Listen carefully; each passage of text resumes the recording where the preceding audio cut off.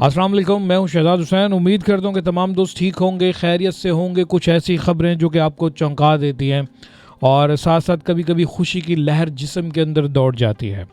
गरीब आदमी के लिए कौन सी खुशी हो सकती है? 2 वक्त की रोटी का कुछ आसानी से मिलना या फिर घर के हवाले से कोई बात कर देना गरीब आदमी के लिए आज की सबसे बड़ी खुशी है इस दौर के अंदर।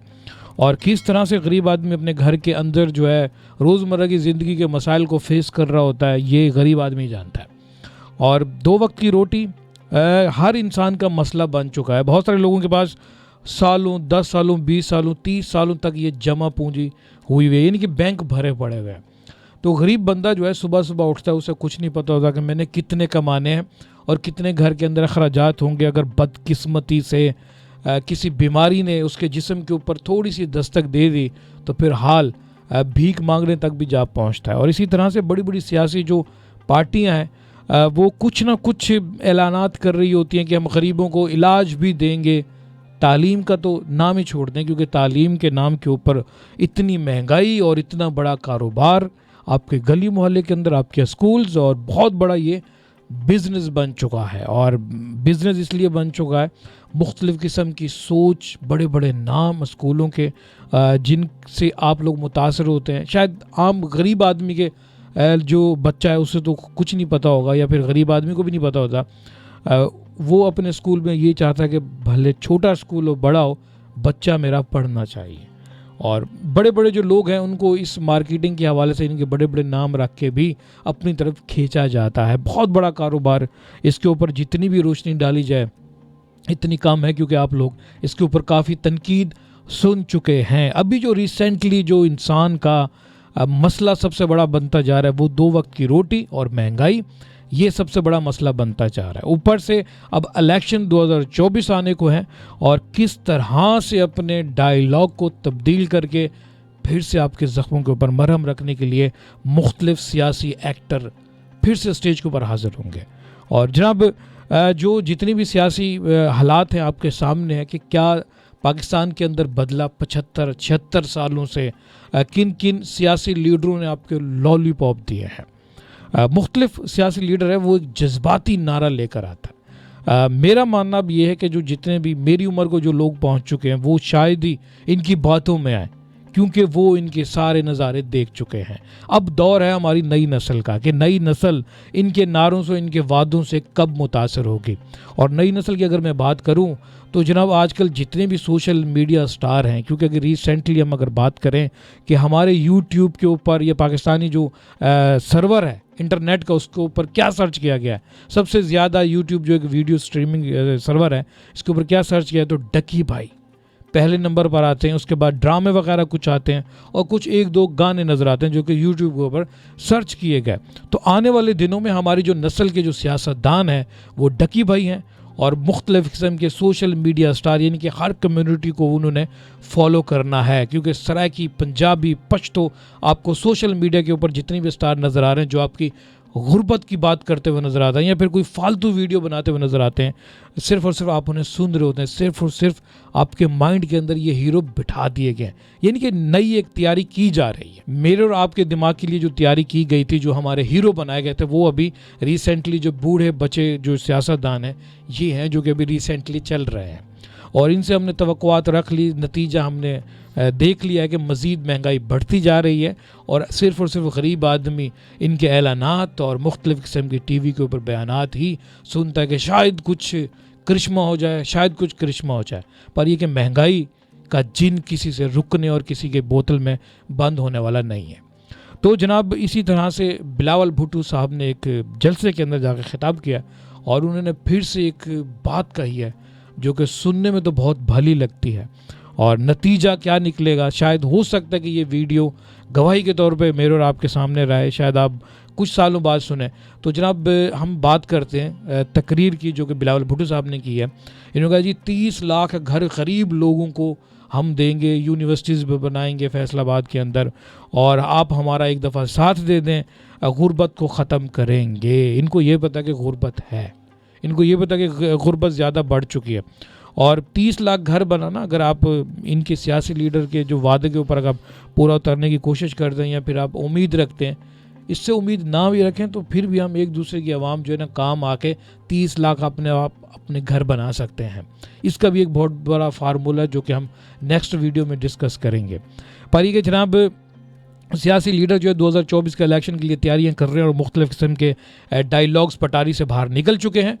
یعنی کہ 8 فروری کو شیڈول انتخابات میں کئی بڑے نام کراچی سے میدان میں اترنے کے لیے تیار ہیں. ان ناموں کی اپنی ایک الگ پہچان ہے اور ساتھ میں سیاسی جماعتوں سے بھی وابستگی ہے اور یقینی طور پر ان مقابلوں کو سنسنی خیز خوب تکڑا بھی بنائے گی. NA 240 پر پیپلز پارٹی کے سلیم مانڈوی والا جو ہے جماعت اسلامی کے سید عبدالرشید اور MQM کے ارشد وہیرہ آمنے سامنے ہوں گے. یعنی کہ یہ NA 240 کے حلقہ میں یہ ان کے آپس میں مد مقابل ہوں گے. اس کے بعد جو ہے قومی اسمبلی کے حلقہ NA 241 جو کہ ڈیفینس اور کلفٹن کے سمیت دیگر علاقوں پر مشتمل ہے اور یہاں سے پیپلز پارٹی کے مرزا اختیار بیگ MQM کے فاروق ستار اور جماعت اسلامی کے عابد بیگ میدان میں ہوں گے. جبکہ PTI کے ٹکٹ کے لیے عواب علوی اور خرم شیر زمان اور مزمل اسلم کوشاں رہیں گے.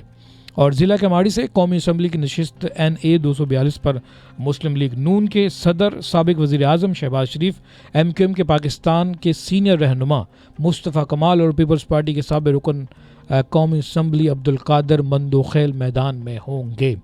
اور کراچی سے قومی اسمبلی کی ایک اور نشست پر NA 246 پر بھی زبردست مقابلے کا امکان ہے کیونکہ یہاں سے بھی MQM کے سید امین الحق سابق وفاقی وزیر اور جماعت اسلامی کے حافظ نعیم الرحمان کے درمیان مقابلہ ہوگا.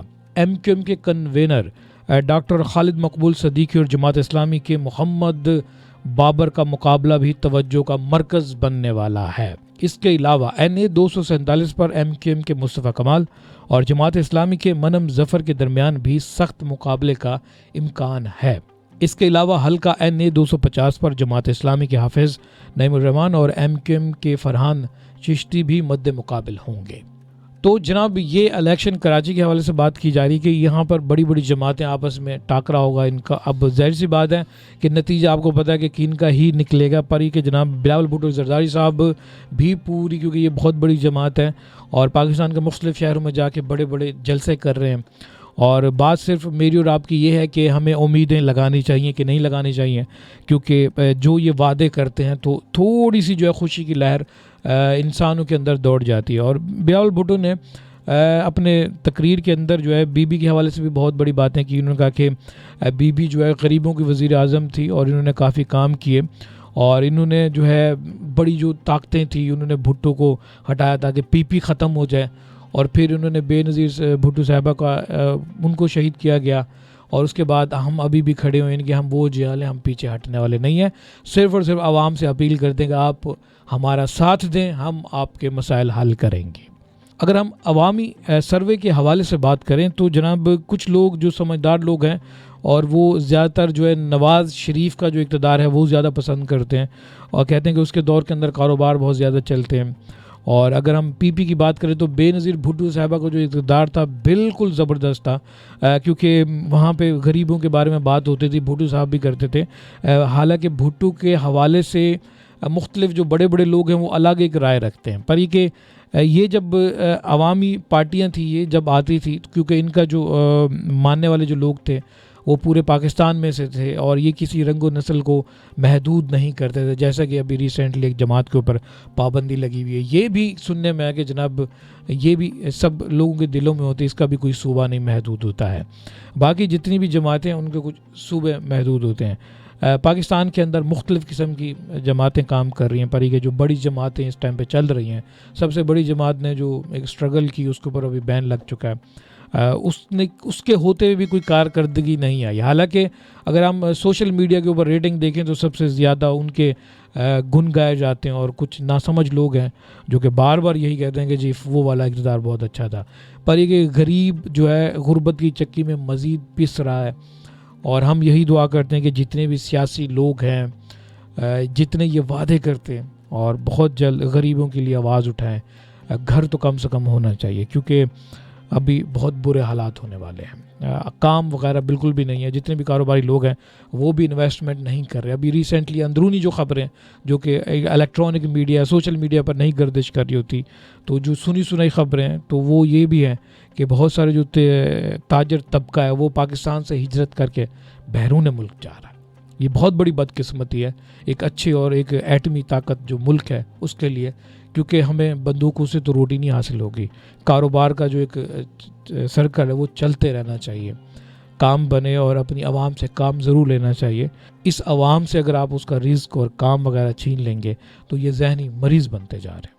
یہ عوام بہت محنتی ہے, صبح سے اٹھ کر شام تک کام کرتی ہے. بیرون ملک سے جتنی ناکارہ چیزیں یہاں پر آتی ہیں یہاں پہ یہ ان کو ری مینٹین کرتے ہیں. یہاں کے چھوٹی چھوٹی ڈیوائسز ہوں, 12 وولٹیج پہ موٹریں وغیرہ ہوں, جو جاپان اور بیرون ملک ان کو ریجیکٹ کر دیتا ہے, کباڑ بنا دیتا ہے, یہ اس کو استعمال میں لا کر 12 ڈی سی سولر سسٹم کے اوپر آن کرتے ہیں, پنکھے وغیرہ بنا کر دے رہے ہیں. یہ عوام ہماری کچھ نہ کچھ کرنا چاہتے ہیں, انہیں موقع دیں تاکہ یہ ملک کو بھی فائدہ پہنچا سکیں اور اپنا ذہنی سکون بھی حاصل کر سکیں, اور یہ 70-80 سال کی زندگی کا جو عرصہ ہے بڑے آسانی سے گزرے ان کا. کیونکہ اگر آپ ذہنی طور پہ ان کو سکون دیں گے تو ان کی عبادت بھی پرسکون ہوگی. آج کا انسان اپنے 1000 1200 1500 گھر کے اخراجات میں اتنا گم ہوتا ہے, پریشان ہوتا ہے, اوپر سے اپنے فیملی جو ریلیشن لڑائی جھگڑے ان میں اتنا پریشان ہو جاتا ہے, وہ اپنی خالص عبادت سے بھی بہت دور ہے.